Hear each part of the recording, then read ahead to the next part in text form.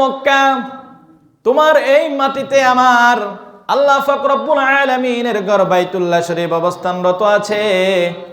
ও মক্কা, তোমার এই মাটিতে, তোমার এই ভূমিতে আমার পিতৃকুল এবং মাতৃকুলের পূর্বপুরুষেরা শুয়ে আছে। মক্কারে, যদি কাফেররা আমাকে নির্যাতন না করত, আল্লাহর যদি নির্দেশ না আসতো, আমি তোমাকে ছেড়ে কখনো যেতাম না।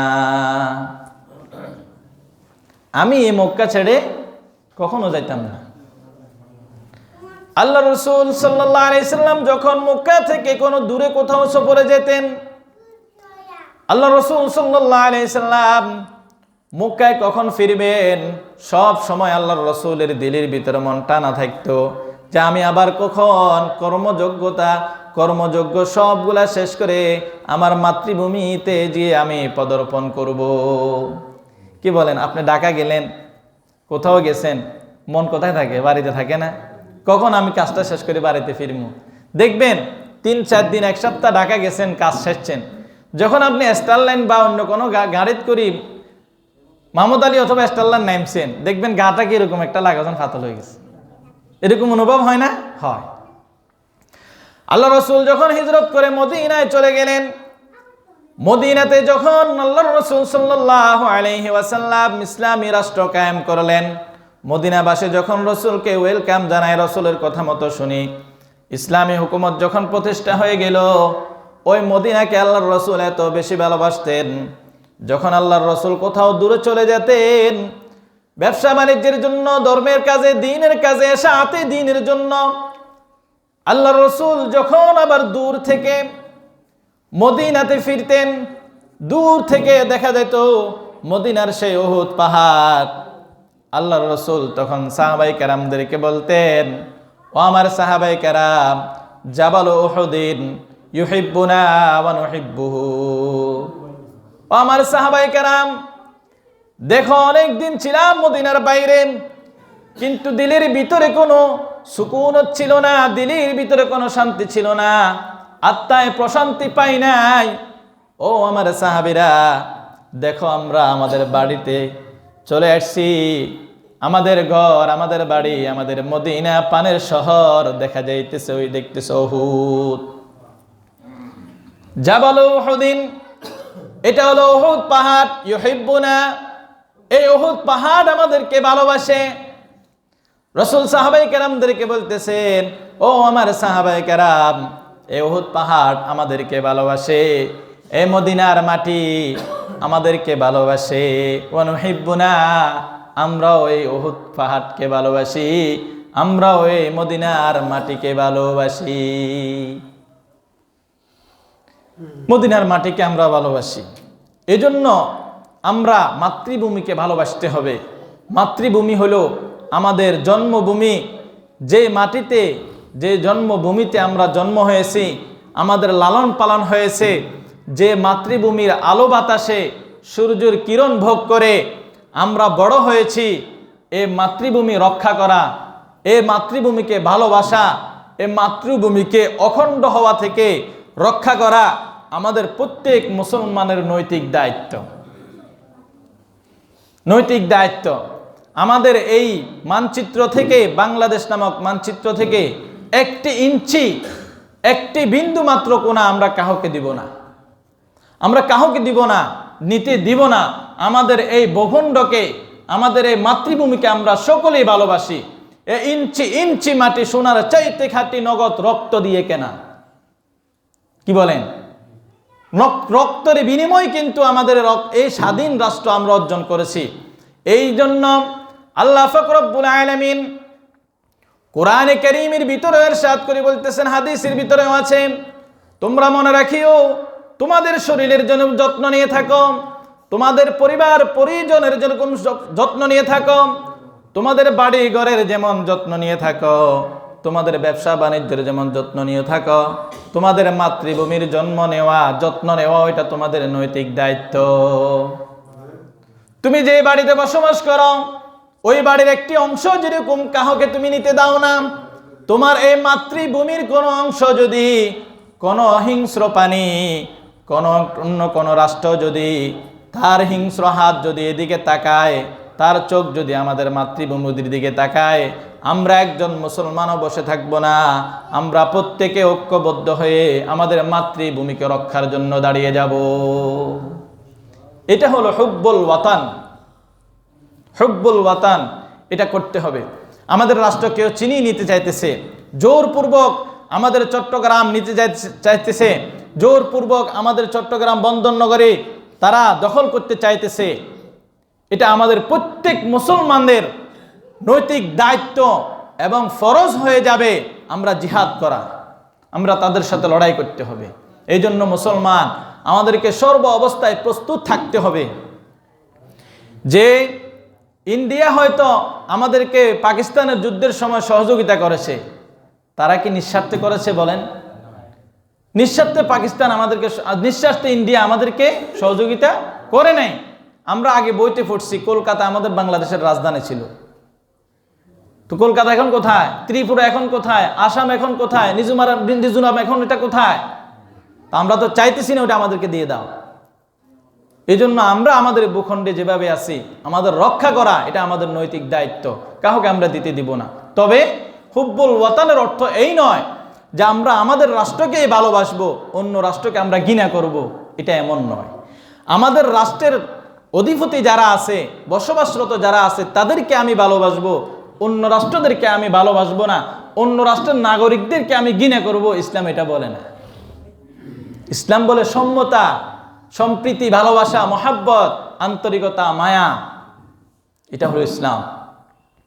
আপনি সরকারের একটা উপরস্থ কর্মকর্তা, আপনাকে চাকরির ক্ষেত্রে দায়িত্ব দেওয়া হয়েছে, 100 জন সেনাকে আপনি শনাক্ত করে নির্বাচন করে ট্রেনিং নিয়ে সরকারি সার্কুলার অনুযায়ী আপনি তাদেরকে নিয়োগ দেন। তা আপনি কি করতেছেন?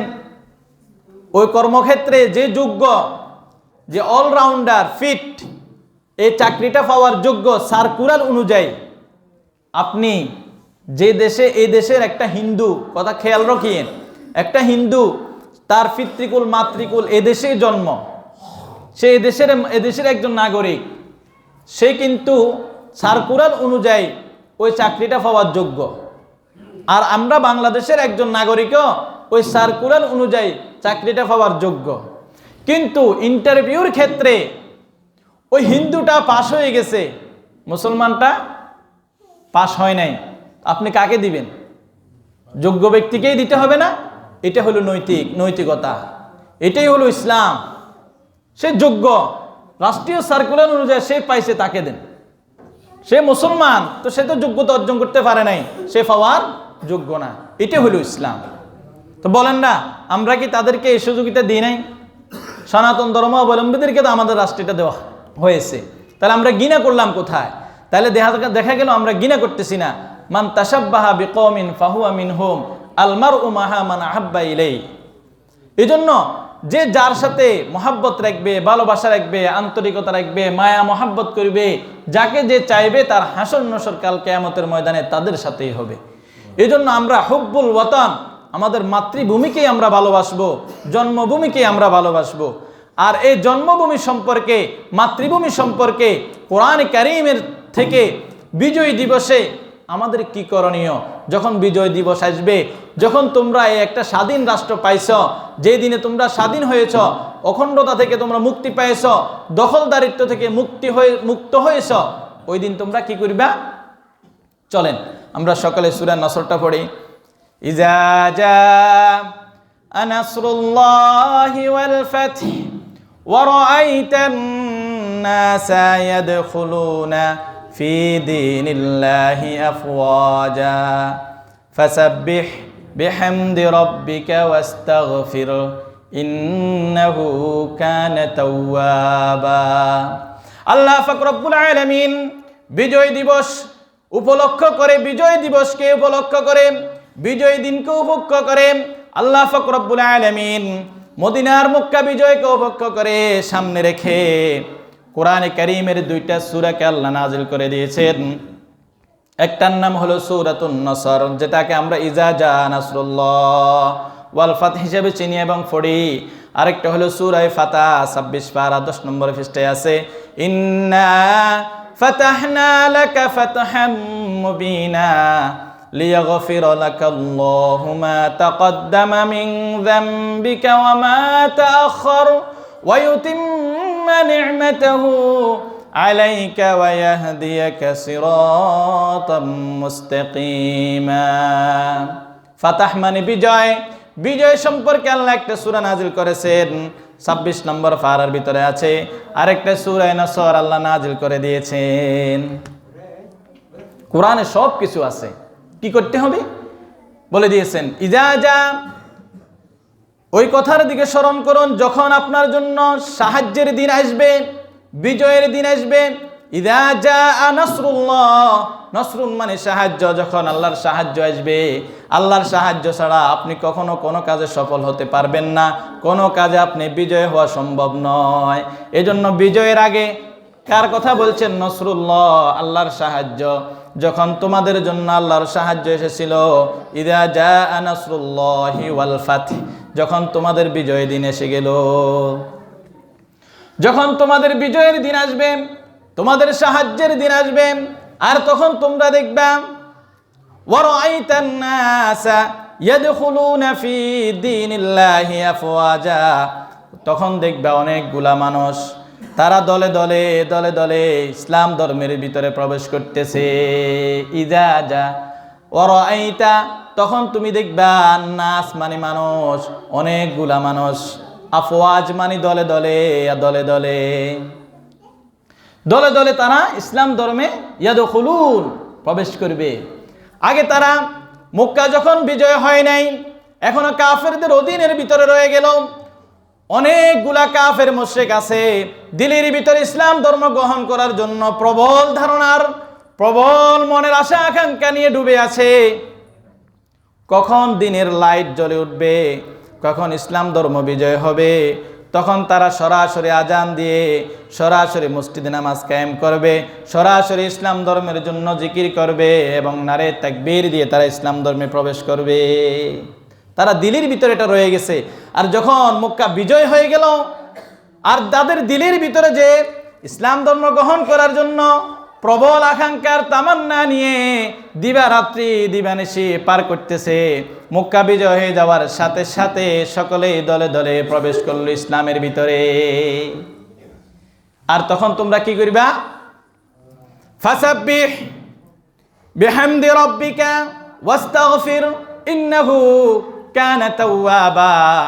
বিজয়ের দিবসে তোমাদের জন্য 4টা কর্মসূচি দিয়ে দিলাম।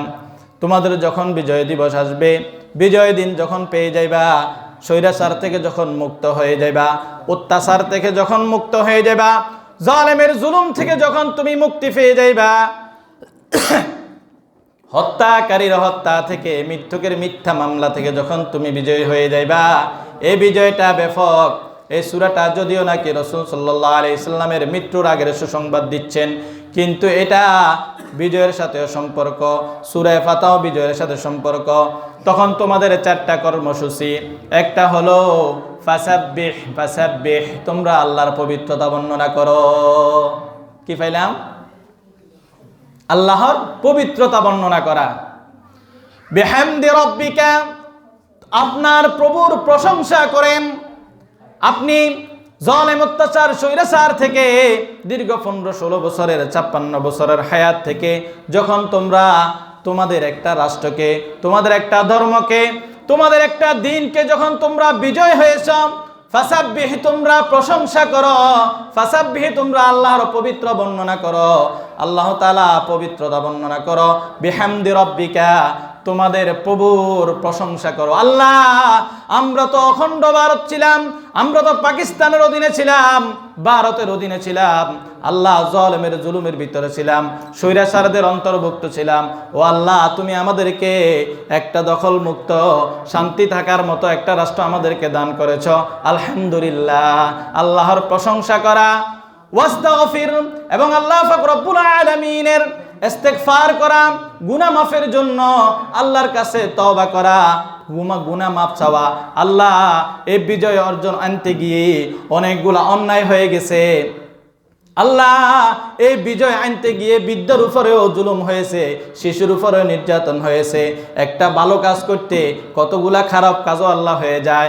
আমরা যখন নামাজ পড়ি, নামাজ পড়ার শেষে আমরা কি বলি? আস্তাগফিরুল্লাহ। আয় আল্লাহ, যেভাবে নামাজ পড়ার দরকার ছিল ওইভাবে নামাজ পড়তে পারি নাই, ইস্তেগফার করলাম। আয় আল্লাহ, এই বিজয় অর্জন করলাম। এই বিজয় অর্জন করার পিছনে হয়তো আমাদের গুনাহ হতে পারে, আল্লাহ আপনি আমাদেরকে ক্ষমা করে দিয়েন। ইন্নাহু কানা তাওয়াবা। আমরা যদি আল্লাহর দিকে ফিরে যাই, গুনাহ মাফ করে আল্লাহর দিকে রুজু হয়ে যাই, আল্লাহ পাক রব্বুল আলামিন যারা ক্ষমা চায় আল্লাহ তাদেরকে ক্ষমা করে দেন। বিজয় দিবসের কয়টা কর্মসূচি পাইলাম? 4টা। আল্লাহর পবিত্রতা বর্ণনা করা, আল্লাহর প্রশংসা করা, গুনাহ মাফ চাওয়া এবং তওবা করে আল্লাহর দিকে ফিরে যাওয়া। ইনশাআল্লাহ আমরা যখনই যে কোনো কাজে বিজয় অর্জন করব, যেমন আমাদের এখন বর্তমানে সিরিয়া যে স্বৈরাচার থেকে মুক্ত হয়েছে, স্বৈরাচার থেকে দখল মুক্ত করেছে, যদিও অন্য রাষ্ট্র এখন কি করতেছে? ফায়দা নিতে চাইতেছে। আল্লাহ আমাদের সিরিয়াবাসীকে, আল্লাহ আমাদের ফিলিস্তিনবাসীকে, আল্লাহ আমাদের বাংলাদেশের সকল মুসলমানদেরকে আপনি হেফাজত করেন, মাতৃভূমিকে হেফাজত করেন, মাতৃভূমিকে হেফাজত করেন, সার্বভৌমত্বকে আল্লাহ হেফাজত করেন, সকল জালেমের দামানল থেকে আল্লাহ আমাদেরকে হেফাজত করেন। আমিন। আল্লাহ পাক সকলকে আমল করার তৌফিক দান করেন। যারা কাবলা জুমা